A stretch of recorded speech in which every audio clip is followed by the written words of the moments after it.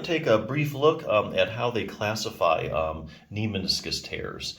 So, if you're like most people, when you've torn your meniscus, one of the first things that crosses your mind is someone else you knew or heard of that had one, or how bad or not so bad their experience was.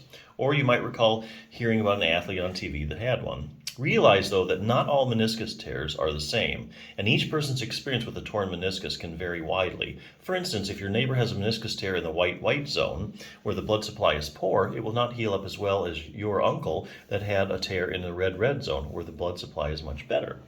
Interestingly enough, when it comes to doctors looking at meniscus tears, there is no classification system that has been universally accepted among the orthopedic community. Instead, tears are commonly described in various ways, such as their tear shape or pattern, their location and size, full thickness, torn all the way through, or partial thickness, which is just part of the way through. Okay? Here's a few pictures of what some common meniscus tears look like. There's like an oblique tear, a horizontal tear. You got a radial tear there, excuse me, a longitudinal tear. Yet another way of classifying a meniscus tear is by its cause. Looking at things this way, the tear is described as being either degenerative or traumatic. Here's how the two groups differ. Traumatic tear is a tear that has occurred in an otherwise healthy meniscus. This is most often seen in active individuals, usually younger than 40, okay?